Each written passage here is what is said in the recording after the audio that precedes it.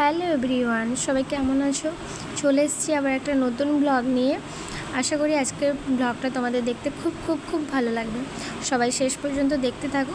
চলো, আজকে অনেক দিন বাদে সূর্যের মুখ দেখতে পাচ্ছি, তো সকালবেলা থেকেই ব্লগটা শুরু করেছি। এখন দেখো বাইরে কত সুন্দর রোদ বেরিয়েছে, আর অনেক দিন বাদে রোদ দেখতে পাচ্ছি, তো খুব ভালোও লাগছে। তো চলো আজকে সারাদিন কি করি না করি তোমাদের সাথে সবটা শেয়ার করব, তোমরা পুরো ভিডিওটা দেখতে থাকো। এখন দেখো রোদ বেরিয়েছে, সকাল সকাল জামা কাপড় কেচে ছাদে মেলতে গেছি। তো মেলার পরে এই দেখো আবার তুলতেও গেছি, এখন জামা কাপড় সব তুলে নিচ্ছি।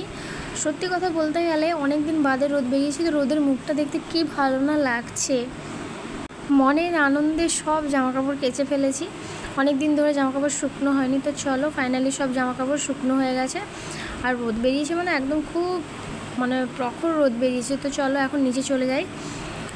তারপর দেখো আমি যেটা করছি, এখন আমি নারকেল কোড়াচ্ছি, আর দেখতে পাচ্ছ কতগুলো নারকেল আমি এখন সব কটা কোড়াবো।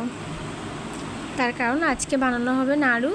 তো যেহেতু আমি অনেকদিন বাদে বাড়ি এসেছি, সেহেতু আমার দিদা আমি যেগুলো যেগুলো খেতে ভালোবাসি সব কটাই বানিয়ে দিচ্ছে।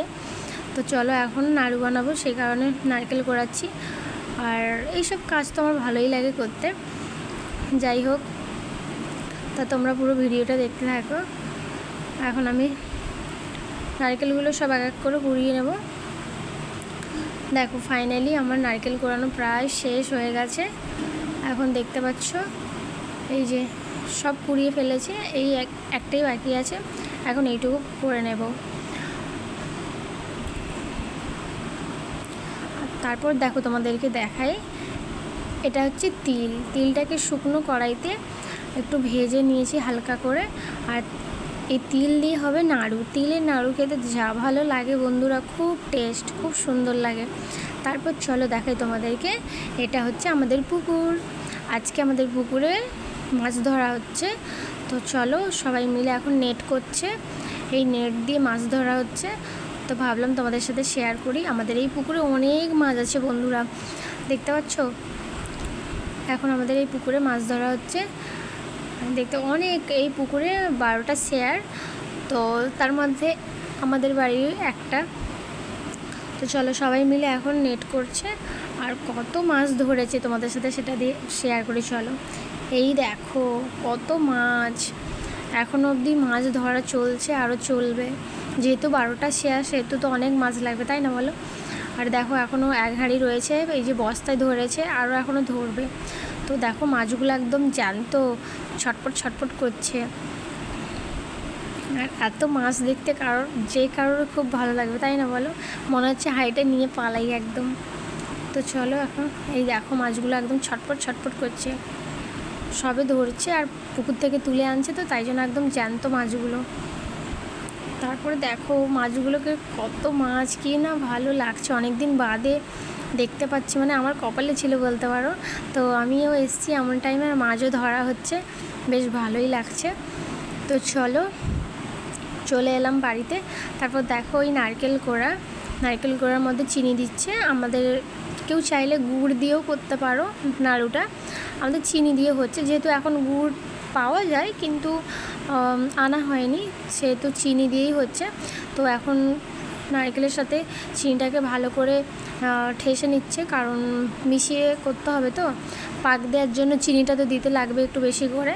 আর বেশি মিষ্টি যারা খায়, যে যেমন মিষ্টি খায় সেইভাবেই দিতে হবে। তো চলো এখন দিদা করছে নাড়ুটা। দিদা তো বানায় খুব সুন্দর, এগুলো আমার দিদা খুব ভালোই বানায়। তারপরে দেখো এখানে ওই যে নাড়ুর যেটা করে, এটার সাথে তিলও মিশিয়ে দিয়েছে। তারপর দেখো ফাইনালি হয়েও গেল। এবার আমি আর দিদা বসে পড়েছি নাড়ু বানাতে। এত গরম, হাতে নিয়ে করতে পারছি না, হাত পুরো জ্বলে যাচ্ছে। গরম গরম না করলে তো ওটা হচ্ছে পাকই হবে না। যাই হোক চলো আমি আর দিদা মিলে করে নিচ্ছি এখন নাড়ু। আর বেশ ভালোই লাগছে, অনেক দিন পর এইসব কাজ করছি, তো বাড়ি এলেই এইসব হয়। তার কারণ সব যেন হারানো সব কিছু ফিরে পাচ্ছি এমন একটা মনে হচ্ছে। তো চলো ফাইনালি আমি আর দিদা নাড়ু বানাচ্ছি দুজনে মিলে, অনেক নাড়ু হয়েছে। তারপর দেখো আমি চলে এসেছি মন খারাপ নিয়ে, একা ছাদে বসে কাঁদছি। আর দেখো আমার একটা বোন এসে আমাকে কেমন ভিডিও করেছে লুকিয়ে। যাই হোক চলো, ও যখন ভিডিওটা করেছে তোমাদের সাথে শেয়ার করি। সত্যি কথা বলতে গেলে কারোর যদি কোনো কিছু হারিয়ে যায় না, সে মানুষ হোক বা কোনো জিনিস হোক, শখের কোনো কিছু যদি হারিয়ে যায় না, সত্যি এতটা যে কষ্ট হয় তা কাউকে বলে বোঝানো যায় না। তো আমার একটা কিছু হারিয়ে গেছে, সেই কারণে আমি এতটা মন খারাপ হচ্ছে, এত কান্না পাচ্ছে, যার কারণে আমি ছাদে এসে একা লুকিয়ে লুকিয়ে কাঁদছি। তো দেখো বোন খুঁজে খুঁজে এসে কেমন করে আমাকে ভিডিও করেছে, আমি ভাবলাম তাই তোমাদের সাথে শেয়ার করলাম। তো চলো, আজকে মনটা তো ভালো নেই, সেই কারণে দেখো কেমন অবস্থা আমার। তো যাই হোক চলো, এখন দিদিরা আসবে, তো রান্না করতে হবে, সেহেতু আমি আর দিদা মিলে করে নিচ্ছি। আমি এখন এই যে চলো মাংস, এটা হচ্ছে দেশি মুরগির মাংস, এটা এখন আমি ধুয়ে পরিষ্কার করব। তো কলতলায় নিয়ে চলে এসেছি, এটা এখন আমি ভালো করে ধুয়ে বেছে ধুয়ে নেব ভালো করে। তো চলো তোমরা পুরো ভিডিওটা দেখতে থাকো, নতুন হয়ে থাকলে অবশ্যই সাবস্ক্রাইব করে পাশে থাকবে। তারপর দেখো মাংসর হচ্ছে মশলাটা কষানো হয়ে গেছে, এখন হচ্ছে ফাইনালি মাংসগুলো দিয়ে দিচ্ছি। আর আমার এই ব্লগটা তোমাদের কেমন লাগছে অবশ্যই কিন্তু কমেন্ট করে জানিও বন্ধুরা। এখন ভালো করে মশলাটা কষিয়ে মাংসগুলো দিয়ে নিলাম, এবার ভালো করে মাংসটাকে এবারে কষিয়ে নেব। এবার ভেজে রাখা আলুও দিয়ে দেবো এর সাথে।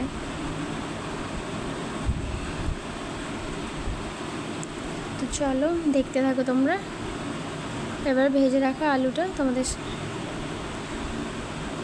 আলুটাও দিয়ে দিলাম, দিয়ে ভালো করে এবার মাংসটাকে কষিয়ে নেব। আর দেশি মুরগি খেতে তো খুব ভালো লাগে, তাই না বলো? আর গ্রামে তো এগুলো একটু দাম কম, কিন্তু কলকাতায় তো খুবই দাম থাকে। যাই হোক চলো, এখন দেখো আমার মাংসটা কী সুন্দরভাবে কষানো হচ্ছে, দেখে যেন মনে হচ্ছে খেতে কখন খাবো এরকম মনে হচ্ছে। তো যাই হোক চলো, এখন মাংসটা কষিয়ে নিচ্ছি, ভালো করে কষাচ্ছি। আর কষা মাংস খেতে তো সবারই ভালো লাগে, তাই না বলো বন্ধুরা? তারপরে ফাইনালি দেখো আমার লাল লাল ঝোল একেবারে কমপ্লিট। তো চলো, তারপরে রাত্রিবেলা খাওয়া দাওয়ার পর্ব শুরু হয়ে গেছে। এই দেখো আমার একটা ভাইয়ের ছেলে খাচ্ছে, এখন আমার দিদি খাইয়ে দিচ্ছে ওকে, আর ওইদিকে আমার দিদি বড় ছেলে খেতে বসেছে। তো চলো বন্ধুরা, আজকে এখানেই ব্লগটা শেষ করছি, দেখা হবে অন্য একটা ব্লগে। ততক্ষণ অবধি সবাই ভালো থেকো, সুস্থ থেকো, সাবধানে থেকো, সবাইকে টাটা।